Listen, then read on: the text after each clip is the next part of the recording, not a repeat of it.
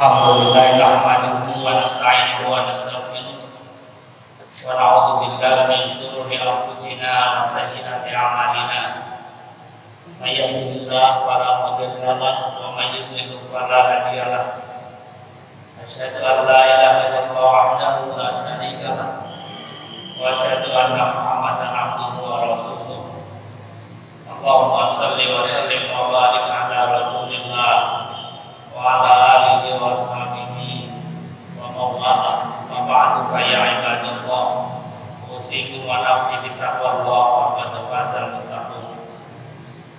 Jamaah zuhur yang saya hormati, alhamdulillah kita bersyukur kehadirat Allah SWT pada siang ini kita bisa tunaikan sholat zuhur kita secara berjamaah. Kita berharap semoga apa yang kita lakukan menjadi ibadah kita, menambah kita kepada Allah Subhanahu wa ta'ala yang Allah ridhoi, amin ya rabbal alamin.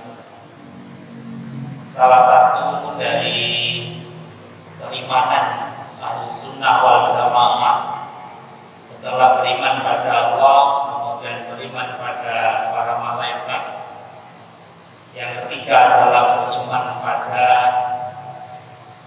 kitab-kitab Allah, dan kemudian yang keempat adalah beriman pada para nabi dan rasul. Kami ambil yang nomor 4 dulu, yaitu keimanan kita pada para nabi dan rasul. Keimanan pada para nabi dan rasul itu menjadi bagian yang tak terpisahkan dari keimanan pada Allah. Artinya orang yang beriman pada Allah tidak bisa tidak, dia harus juga beriman pada para nabi dan rasul. Banyak ayat Al-Quran yang memerintahkan kita untuk melakukan itu, di antaranya ayat yang sering para bapak ibu baca di akhir surat Al-Baqarah ayat 285. Amana rasul bima unzila ilaihi min rabbih wal mu'minun kullun amana billahi wa malaikatihi wa kutubihi wa rusulihi la nufarriqu baina ahadin min rusulihi. Bahwa orang-orang beriman itu selain beriman pada Allah juga beriman pada Rasul dan juga pada apa yang Allah turunkan kepadanya, dan tidak membedakan antara para nabi-nabi itu. Begitu juga di surat Al-Baqarah ayat 177 misalnya, dan ayat-ayat lain Allah memerintahkan kita untuk beriman pada para nabi, para rasul itu. Ada 6 hal cakupan dari iman pada rasul itu. Pertama, iman pada rasul dan para nabi itu artinya kita beriman pada seluruh rasul dan tidak membeda-bedakan antara satu dengan yang lain, karena mereka punya tugas yang sama, menyampaikan wahyu dari Allah, membawa risalah dari Allah Subhanahu wa ta'ala. Kalau kita mengkufurinya, salah satu dari rasul, dari salah satu nabi yang Allah utuskan itu, yang Allah utus itu berarti kita mengkufuri seluruh nabi, berarti juga mengkufuri Allah Subhanahu wa ta'ala. Yang kedua, kita beriman pada Rasul dan pada Nabi itu artinya adalah kita beriman pada Adam alaihissalam sebagai Nabi pertama, dan meyakini Nuh sebagai Rasul pertama. Kenapa Adam? Para ulama belum menyebutnya sebagai Rasul karena Allah menugaskan dia belum ada tugas untuk memimpin umat, meluruskan akidah umat. Tugas Adam baru memimpin keluarganya, itu pun hanya berapa orang dan baru berapa orang, sehingga para ulama sepakat Rasul pertama adalah Nuh, karena keturunan Nabi Adam alaihissalam semakin lama semakin banyak, dan semakin diantara mereka ada yang keluar atau berlawanan dengan akidah keimanan yang dibawa oleh Nabi Adam. Maka Allah mengutus utusan, mengutus Rasul yang yaitu Nuh alaihi salam. Yang ketiga, beriman pada Rasul dan Nabi itu berarti meyakini di antara mereka ada para Rasul yang utama dibanding yang lain, yang disebut dengan ulul azmi. Para Rasul yang punya kekuatan atau kemantapan tekad, komitmen untuk membawakan risalahnya. Dan salah satu ciri dari ulul azmi itu adalah mereka adalah para Rasul yang menerima cobaan begitu berat dari Allah SWT, menghadapi tantangan yang begitu hebat dari umat yang dia pimpin, tetapi mereka tetap komitmen, teguh pendirian, dan tidak bergeser sedikit pun dari tujuan utama risalah mereka. Ulul azmi itu ada 5 rasul, yaitu pertama adalah Nabi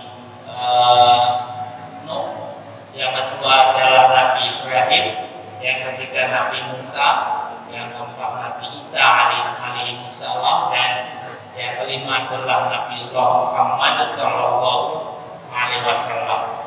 Kelima rasul, kelima nabi inilah yang para ulama menyebutnya sebagai ulul azmi, para rasul-rasul yang punya tekad yang luar biasa menghadapi tantangannya, melaksanakan tugas-tugasnya.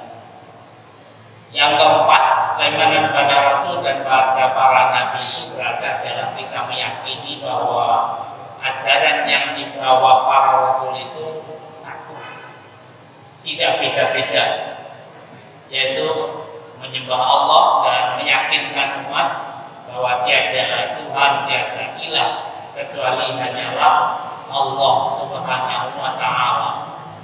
Yang beda hanya dalam hal syariahnya, dalam hal ketentuan muamalah dalam kehidupan mereka, baik terkait ibadah mereka maupun juga terkait dengan pergaulan muasyarah mereka. Tetapi dalam hal tauhid mereka akidahnya sama, yaitu menyembah Allah yang satu dan tidak menyekutukan dengan lainnya. Adapun orang-orang yang kemudian berkeyakinan bahwa ada nabi, ada rasul yang punya akidah yang berbeda, itu sesungguhnya karena mereka telah merubah keyakinan yang dibawa oleh nabi mereka itu sendiri. Para rasul sesungguhnya adalah sama akidahnya, sama visi dan misi akidah mereka, yaitu anta'budallah wa la tusyriku bihi syai'a, hanya menyembah Allah dan tidak mensekutukan kepadanya dengan sesuatu apapun. Kemudian yang kelima, cakupan dari keimanan pada Rasul dan pada para nabi adalah bahwa kita meyakini bahwa Nabi Muhammad Sallallahu Alaihi Wasallam adalah khatamul anbiya wal mursalin, yaitu penutup para nabi dan rasul. Tidak ada nabi lagi, tidak ada rasul lagi, sudah Nabiullah Muhammad Sallallahu Alaihi Wasallam. Sehingga keyakinan yang kemudian mungkin ada di tengah masyarakat bahwa ada seorang yang punya keluar biasaan kelebihan tertentu, diyakini dia sebagai nabi, diyakini sebagai rasul, maka keyakinan itu adalah keyakinan yang dolalah, yang sesat, yang tidak bisa untuk ditolerir. Kemudian yang keenam, cakupan dari keyakinan pada para rasul dan nabi adalah sebuah keyakinan bahwa Muhammad SAW adalah Sayyidul Rusul, Sayyidul Anbiya, penghulunya para rasul, dan dia lah satu-satunya rasul yang punya otoritas, punya kewenangan diberikan oleh Allah untuk memberikan syafaatul uzma, syafaat yang agung besok di yaumil qiyamah, karena dia memang Allah tunjuk untuk itu, dan dia juga Rasulullah SAW, Muhammad SAW adalah pemegang kunci surga. Tidak ada yang akan masuk ke surga sebelum Rasulullah SAW diperintahkan oleh Allah untuk memasukinya. Umat sejak Nabi Adam sampai umat terakhir. Rasulullah SAW adalah Rasul yang memegang kunci dan dialah yang akan membuka kunci surga itu. Neraka dan ibu yang hormati, yang selanjutnya perlu kami sampaikan tentang jumlah para nabi. Para ulama berbeda pendapat tentang berapa jumlah para nabi, tapi mereka sepakat bahwa Nabi Allah itu tidak al-anbiya minallah, nabi-nabi dari Allah itu tidak hanya seperti yang mungkin kita tahu selama ini. Di tengah-tengah masyarakat kita mengetahui mereka meyakini nabi hanya 25. Sesungguhnya jumlah nabi tidak hanya 25, lebih dari itu. Adapun 25 nabi yang dikenal itu sesungguhnya adalah para nabi yang memang disebutkan dalam Al-Quran dan diceritakan oleh Rasulullah. Sehingga jumlah 25 itu adalah jumlah di antara para nabi yang ada. Ada sebuah hadis yang menceritakan para sahabat bertanya pada Nabi tentang berapa jumlah para nabi yang Allah utus. Maka Rasulullah berkata mi'atu alfin wa ishruna alfan. Untuk ya Rasulullah kami Rasul min dzalika bahwa salah sumiatin wa salah satu asyara zaman ghafirun. Ada riwayat mengatakan bahwa Rasulullah ditanya berapa jumlah nabi, Rasulullah menjawab jumlah nabi itu ada 120.000. Sedangkan para rasul itu ada 313 orang. Jadi kalau kita mengenal 25 itu hanya sebagian dari para rasul yang ada, para nabi yang ada. Ada riwayat lain mengatakan yang ditanya Rasulullah tanya oleh sahabatnya wafa mintatul anbiya, berapa ya Rasulullah yang tepat jumlah para nabi? Qala mi'atu alfin wa arba'atan. Ada 124.000 orang. Dan kemudian ditanya kalau itu berapa rasulnya ya Rasulullah? Maka Rasulullah menjawab 315 orang. Dan itu riwayat yang sama-sama dari Rasulullah SAW. Yang jelas memang jumlah para nabi, para rasul itu dikatakan oleh para ulama Allah jannah daimah la ya'lamu adadahum illallah.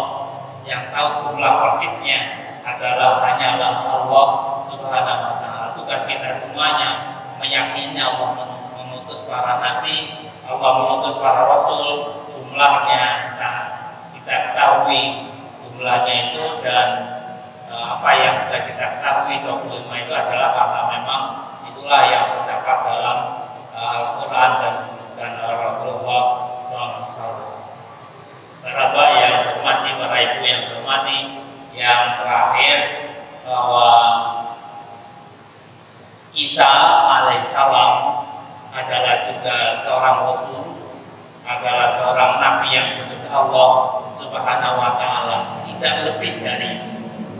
Ketika kita meyakini bahwa Isa lebih dari seorang rasul, lebih dari seorang nabi, maka itu keyakinan yang kita yakini sebuah keyakinan yang salah. Dalam sebuah riwayat disebutkan oleh Rasulullah SAW bahwa beliau bersabda, ana awan nas bi Isa bin Maryam fid dunya wal akhirah wal anbiya ibatun li Allah ummatuhum satta wa dinuhum wahid. Saya adalah orang yang paling dekat dan paling mencintai Isa alaihissalam bin Maryam, baik di dunia ini maupun di akhirat. Para nabi itu adalah saudara seayah, tetapi ibunya berbeda-beda, dan agama mereka pun satu sama, itu agama tauhid, agama millata Ibrahim Hanifah. Dalam surat Al-Baqarah ayat 79 Allah berfirman, wa wailul lil ladzina yaktubunal kitab bi aydihim summa yaquluna hadza min indillah yastaru bi samanan qalila wa wailul lahum mimma katabat aydihim wa wa wailul lahum mimma yaksibun. Celakalah bagi orang-orang yang menulis kitab mereka sendiri dengan tangan mereka, kemudian mereka katakan ini kebenaran dari Allah. Hal itu mereka lakukan dalam rangka menjual ayat-ayat Allah dengan harga yang murah. Maka celakalah bagi mereka karena apa yang mereka tulis dengan tangan mereka, dan celakalah karena apa yang mereka lakukan. Ayat ini ditafsiri para ulama menceritakan tentang orang-orang yang merubah-rubah isi kitab sejak zaman Nabi Adam sampai Rasulullah sesungguhnya sama isinya, tentang keesaan Allah dan larangan mensekutukan Allah. Tetapi kemudian ketika ada kitab yang isinya berbeda dari itu, menyebutkan Tuhan tidak hanya satu, menyebutkan bolehnya mensekutukan Allah, bahwa Tuhan punya anak dan sebagainya, itu adalah karena mereka yuharifuna atau yaktubima yaktubuna biaidihim, karena mereka merubah-rubah kitab itu. Dalam surat Al-Maidah secara lebih tegas Allah mengatakan laqad kafara alladziina qalu innallaha salisun salasa wa min ilahin illa ilahun wahid wa illa yantahu amma yaqulun la yamassanna alladziina kafaru minhum adzabun alim. Sungguh kafir orang-orang yang mengatakan bahwa Allah itu tiga, Allah tidak esa, dan tiada ilah, tiada Tuhan dari Allah yang Maha Esa itu. Kalau mereka tidak berhenti dari apa yang mereka katakan, maka tunggulah apa yang akan menimpa orang kafir berupa siksaan yang pedih. Jadi ini menegaskan lebih gamblang lagi betapa Allah itu tetap wahidun, Allah itu tetap Maha Esa, tidak ada Tuhan selain Allah. Ajaran itu adalah ajaran semua nabi sejak zaman Adam sampai Nabi Muhammad SAW. Karena itu keimanan kita pada para nabi, keimanan kita pada para rasul harus tetap sebuah keyakinan bahwa mereka punya ajaran akidah yang sama, meyakini Allah Esa, dan kita punya kewajiban untuk menyembahnya dan tidak mensekutukannya. Jangan melebihkan para rasul, para nabi, betapapun mereka diberikan kemujizatan yang luar biasa dari Allah. Kalau kita melebihkan mereka, bahkan kemudian bertentangan dengan isi kitab, maka laqad kafara